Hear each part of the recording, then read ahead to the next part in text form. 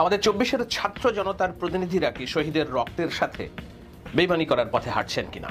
আমরা আমাদের জায়গা থেকে অবশ্যই চাই যারা নিজের যোগ্যতায় ফ্যাসিস্টদের বিরুদ্ধে লড়াই করে। মাহফুজ আলম এবং তার কিছু কর্মকাণ্ড নিয়ে উপদেষ্টার মতো পদে থেকে এ ধরনের কর্মকাণ্ড করাটা শোভন কিনা, এটা নিয়ে আমার বিভিন্ন সময় সন্দেহ হয়েছে।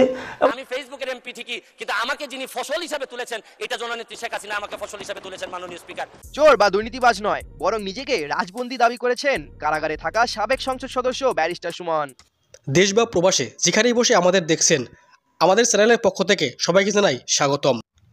আগামী ফেব্রুয়ারি বা মার্চের মধ্যেই তরুণদের রাজনৈতিক দল গঠিত হতে পারে বলে জানিয়েছে জাতীয় নাগরিক কমিটির মুখপাত্র সামান্তা শারমিন।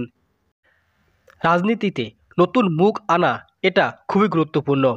বাংলাদেশের পরিবর্তনের যে সম্ভাবনা আছে সেখানে তারা নিজেদের দেখতে চান। 5 আগস্ট শেখ হাসিনা পতনের পর এদের অনেকেই সম্পৃক্ত হন রাজনৈতিক কর্মকাণ্ডে।